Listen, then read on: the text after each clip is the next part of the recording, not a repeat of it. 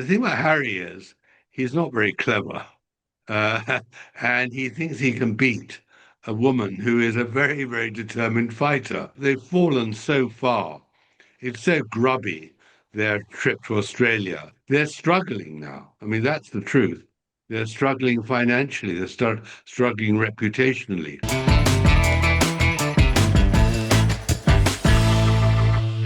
Hi, all. Kinsey Schofield here. Welcome to Crown and Conflict, a series dedicated to dissecting the most riveting royal scandals in history.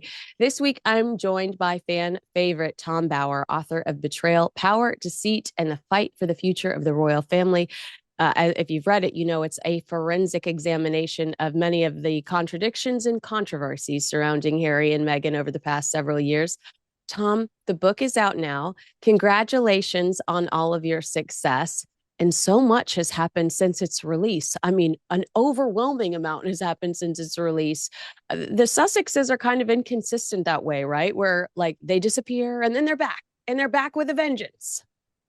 Well, I think they're back because they live off the oxygen of publicity. Yeah. And this Australian tour is completely based on them seeking a bit more money and trading on their fame and finding it pretty difficult, I think. I think you're exactly right. And then just like the mimicking of real royal tours after you talk about how irrelevant and racist the royal family is feels silly. I mean, they really talk about how the royal family is kind of out of date, and then they copy them. Well, yeah, except that she now apparently in this trip wants to be known as Meghan, not as the Duchess, Yeah, because of course the Australians know a fraud when they see one. And so they're not going to put up with her airs and graces as a royal. But I think she's got a tough tour ahead of her. It won't mm, go smoothly for them. But of course, it's all about money. yeah. I mean, she's literally selling herself, selling her clothes, selling her brand. It's a tough out there for her.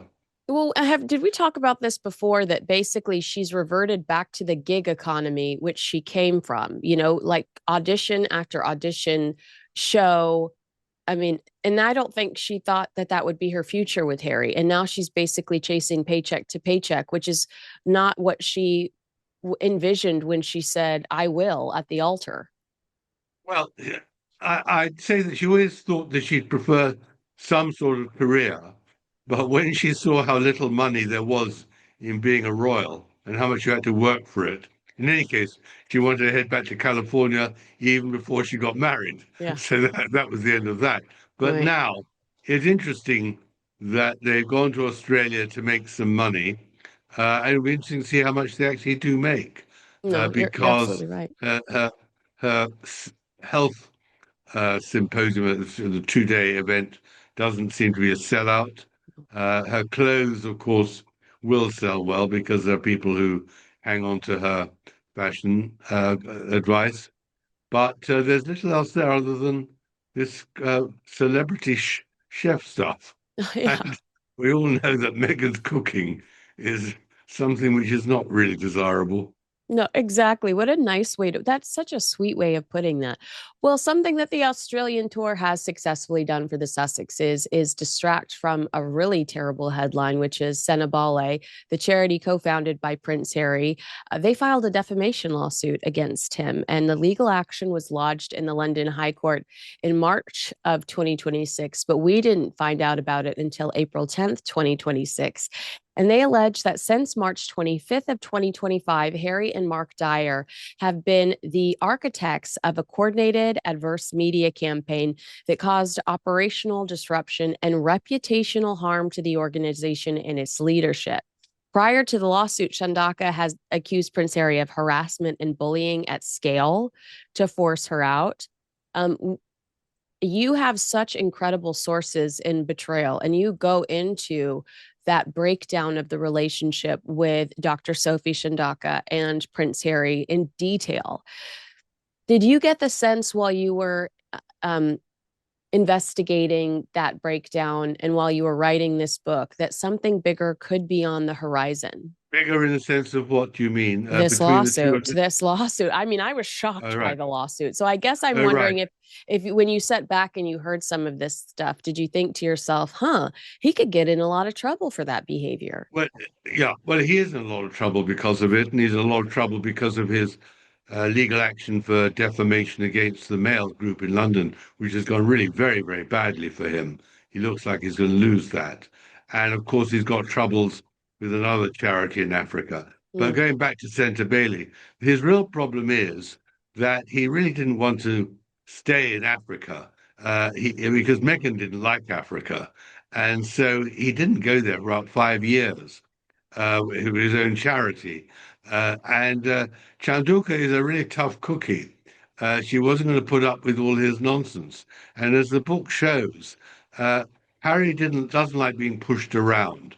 He got rather bored with having to play polo to raise money for his own charity. And he didn't even go and visit the charity for all those years.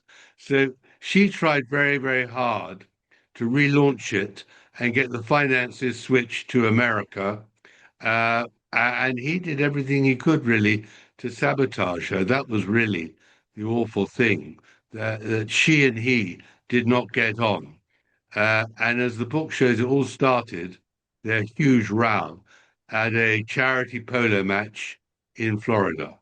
mm, that's right. Well, what I think my greatest takeaway, and we briefly discussed this the last time we talked, but was that Dr. Sophie is she's so analytical and strategic in just I think the way that she functions in general. And she wanted to bring Prince Harry proof before she accused him of being having a negative impact on the charity, which she I feel like intuitively knew. She thought to herself, I'm going to go have a third party actually do some research so that I can present him with proof that his behavior, some of his actions, the consequences of an Oprah Winfrey interview, a book where you talk about your Todger a million times, and being disparaging in general about the British royal family. It's created issues with our donors. They supported us because of your association with the royal family. They supported us because you were this sweet, happy-go-lucky person, and now you seem very bitter and vengeful and destructive. And she presents him with this information in a very clean, clear fashion.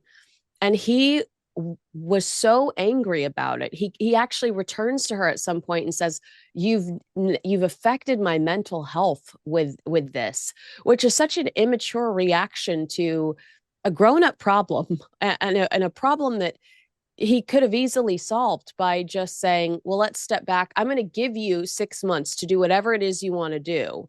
But no, according to your book, according to Sophie, he goes behind her back, talks to donors, says, don't give her any money. And he really does ultimately, according to these reports, hurt this charity that he created. Well, his problem is that he doesn't like anyone telling him what to do. And he didn't like Sophie Chandauka, telling him that he was damaging his own charity by his own image. Uh, and the real problem starts when Meghan arrives at this charity polo match in Florida and behaves outrageously. Mm, And Harry, she forces Chandauka away from presenting the prize so she can do it. And it's all just absolutely ludicrous. And Harry wants Chandauka to actually protect Meghan's reputation, which she refuses to do. And of course, that is the cause of a huge explosion between Harry and Sophie Chandauka. And of course, Meghan, one feels, is in the background saying that he should have nothing to do with her. mm, And from then it goes downhill all the way there's an enormous bust up in the boardroom. Uh, and the trouble is, of course, the casualties are the poor Africans in Botswana and Lesotho, who are meant to be benefiting from the charity. Harry is more interested in his reputation than in the people who are meant to be the beneficiaries of his charity. If you somehow haven't heard of Beam's Dream Powder, where have you been? We literally love Beam on Kinsey Schofield Unfiltered. Does this sound like you? Night after night, the same story, tossing and turning, staring at the ceiling and relying on coffee to get through the day? Yuck. That's what makes Beam a go to for better sleep. With Beam, nights feel more restful without the tossing and turning, and mornings start with real energy, not grogginess. Dream is made with a powerful blend of all natural ingredients reishi, magnesium, L-theanine, apigenin, and melatonin. Plus, it tastes amazing. The cinnamon cocoa flavor is a must try and the perfect treat before bed. Beam has already helped 28 million nights of sleep for people across the country. So if you've been waiting for the right time to try Dream, this is it. Go to shopbeam.com/Kinsey, use code Kinsey, and get my exclusive offer for up to 40% off of Beam's Dream Powder. With my discount code Kinsey, you can get their best-selling Dream Powder for just $39. Stop pretending like you're still in your 20s and that you can survive a whole day without a good night's sleep. I know I need that advice myself. Place your order for Beam and see the difference today. I mean, from a common sense standpoint, should a charity be releasing a statement on Twitter gossip? I mean, everything when you listen to Sophie talk, she delivers a pretty common sense reaction to some of these arguments, and I do think that it's in the charity's best interest to stay above the fray versus respond to Twitter commentary. Well, it's more than that, you see. It was a battle for control. Mm. And in the battle for control, which Harry was losing, they seek to force Sophie Chandauka's resignation, to dismiss her. And she, because she's a lawyer and much more clever than Harry and his good friend Dyer, goes to the court to prevent her dismissal and forces an investigation by a thing called the Charity Commission, which looks into the way the charity is run. But it's all played out in public, which of course Harry was completely unprepared for. And the accusation by Sophie that Harry was a racist, that she was the victim of bullying and missing noir, which apparently means bullying black people, of Mm-hmm. course took him by surprise. And then he did something which was pretty incendiary. He briefed the Times newspaper in London that Sophie Chandauka's conduct was terminally affecting the charity and that he was heading for bankruptcy. Well, in fact, she had raised enough money for it to continue despite Harry. Mm. And it's that she is fighting against in the London court. And of course, since then, there have been another briefing of newspapers in London by Harriet's people about how awful Chandauka is. So, the thing about Harry is he's not very clever. Uh, and he thinks he can beat a woman who is a very, very determined fighter. And he's going to find it pretty difficult to win. And he is now, because of also this case against the London Daily Mail, which was the judgment we're waiting for, he's going to find himself in considerable trouble, in my view. Mm. CG string was my favorite line. CG string XX. Thirsty Thursdays is a new addition to my vocabulary thanks to those text messages. So I took away a couple of new lines from that exchange. It changed my life, Tom Bauer. I did also want to ask you about the visit at the end of this month to the United States. King Charles, I think, could be an important mediator between Keir Starmer and President Trump. As you know, President Trump seems to have a crush on your king and the royal family in general. And I just think that this could be a positive trip, despite all of the chaos that surrounds both of our countries, whether it's Andrew Mountbatten Windsor over there or Trump as Jesus memes over here. No, I'm a doctor. It just feels like, King Charles could actually bring the peace for a moment. Do you agree? Do you disagree? What are your predictions? Well, I think he's been very clever or his advisors have, to prevent any public Oval Office encounter. That would have been extremely damaging for King Charles. His visit will be very controlled. I think you're right. He'll be there to make sure there's emollients and rebuilding of bridges. And President Trump is right to hold Charles in high regard. I mean, whatever his faults have been, he is an accomplished diplomat in many ways and knowledgeable in many things. And I think that those who are demanding that his visit should be postponed or cancelled were very wrong. I think he'll do a terrific job of rebuilding relations with this extraordinary president. And unfortunately, a lackluster prime minister who we're suffering from.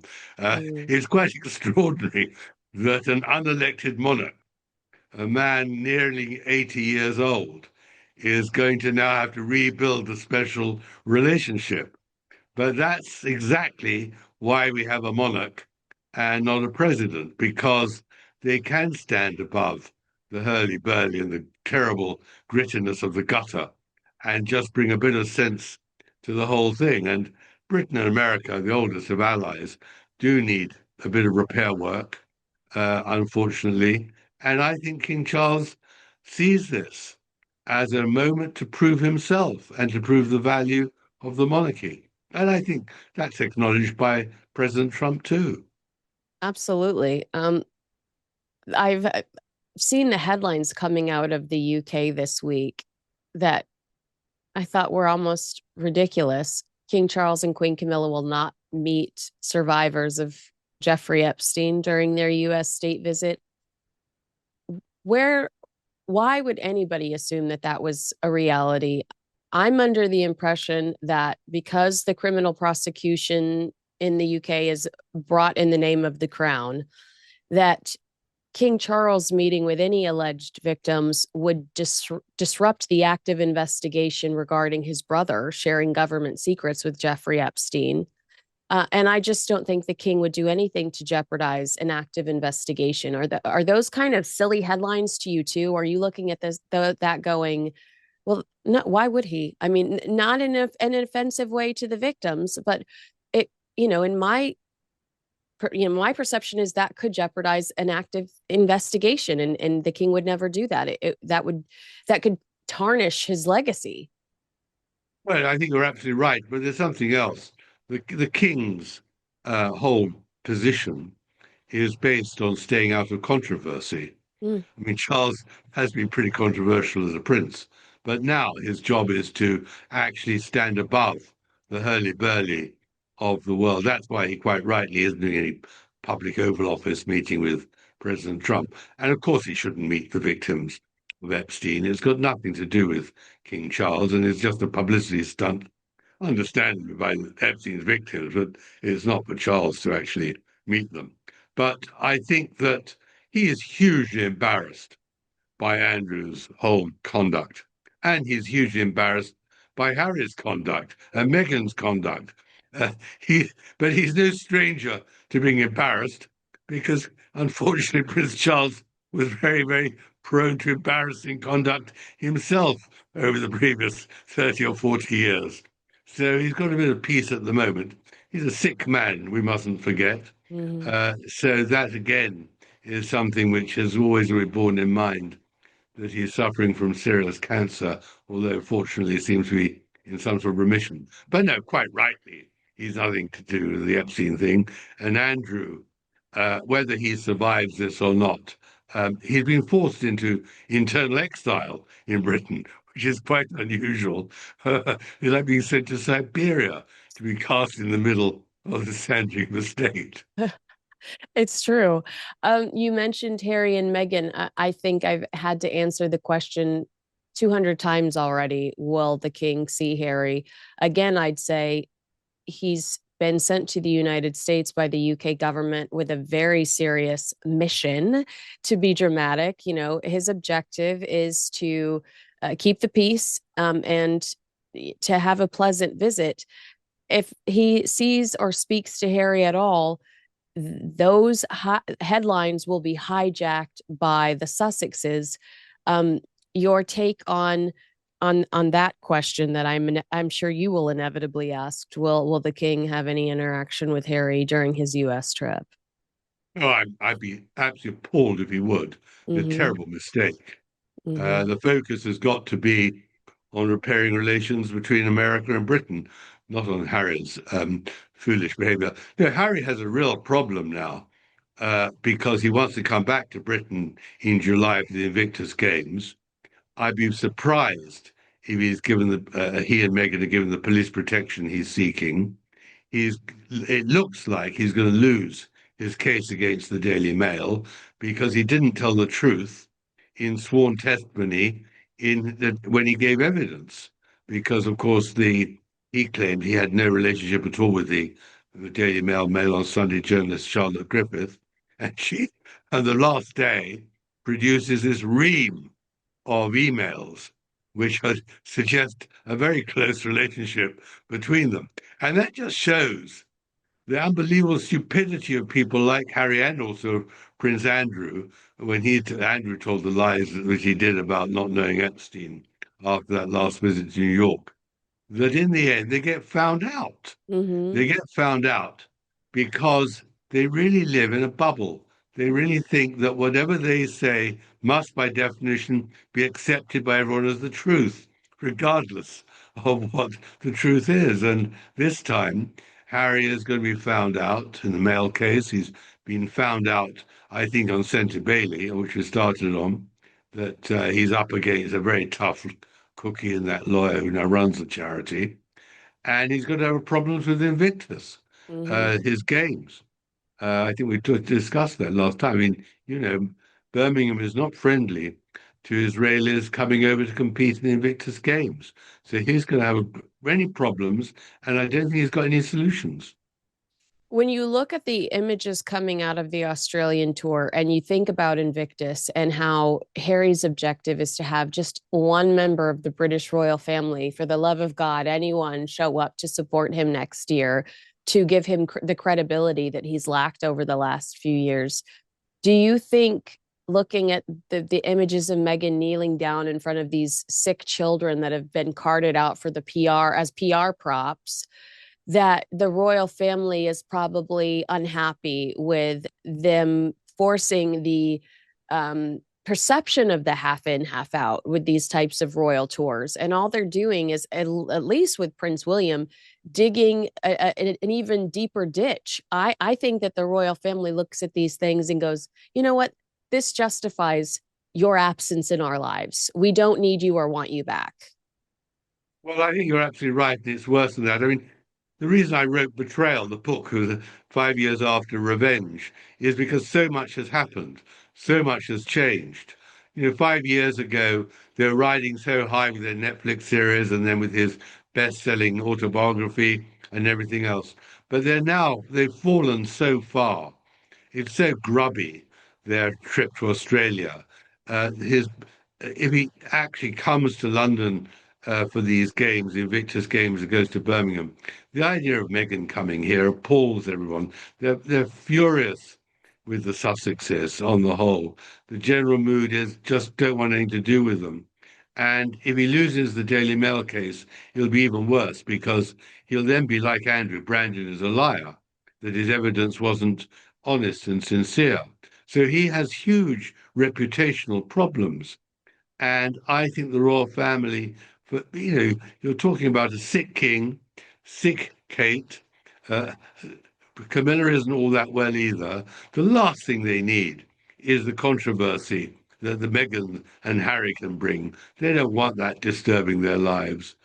So we're in for a roller coaster. It's going to be very interesting. The fate of the royal family is, as always, a topic of great interest and will be playing out throughout the year.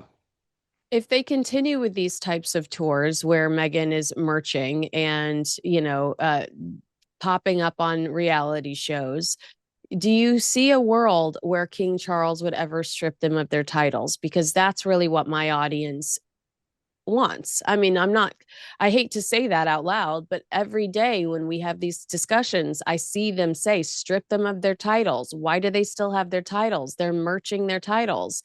And there's a real resentment from people that Harry and Meghan are monetizing this proximity to the British royal family after they've caused so much damage to the institution and the brand. And just the heartache they caused Queen Elizabeth and Prince Philip towards the end of their lives. I mean, I think that a lot of people are negatively affected by that as well. So, do you see a world as they continue to intensify their PR pursuits where King Charles finally says, okay, enough is enough? We really do need to distance ourselves from these two? Well, I actually do think that all that is true, but I don't think King Charles would do that. He's got far too many guilt feelings Mm-hmm. about his relationship with Diana and the conduct and all the rest of it. I think that's down to William. I think that the merchandising in Australia is actually a one-off. There are no other countries in the world, I think, where they could go and sell themselves in the same way that Meghan's doing with her health uh, 48 hours, £1,700 sterling. That's just not going to happen in any other country. And I've noticed that no other country has invited them for a state tour as they had in Nigeria and Colombia. So they're struggling now. I mean, that's the truth. They're struggling financially. They're struggling reputationally. They need the Invictus Games in Birmingham in Britain. This year, the rehearsal, and next year, the actual games, to rebuild their credibility, to reassert their royalty. And that is exactly what I hope the king will not allow to happen. He will not give Harry the protection that he's demanding for his family and not welcome him in the way that Harry wants. And I think that this is their existential problem. Whether they can survive financially, we always wonder too, don't we? We absolutely do. Tom Bauer, Betrayal, Power, Deceit, and the Fight for the Future of the Royal Family is available now wherever you get your favorite books. And it is the perfect companion to Revenge. If you haven't read Revenge, what the hell are you doing with your life? It is our Bible here at Kinsey Schofield Unfiltered. We pray on it. And we ask for forgiveness on our copy of Revenge as well, Tom Bauer. Not that you would ever put your face over Jesus Christ and claim it was a doctor, because I know you would never do that. And also, congrats! I heard you're writing a book on Farage. I'm looking Yep. forward to reading that, Mr. Bauer. I love your work, so that's giving us something to look forward to as well. Thank you so much for your time today. I look forward to seeing you again very soon. Thank you. It was lovely to see you. All right, guys, agree with us, disagree with us, let us know in the comments below. Make sure you like, subscribe, and share this video with a friend. Thanks so much for watching, everyone.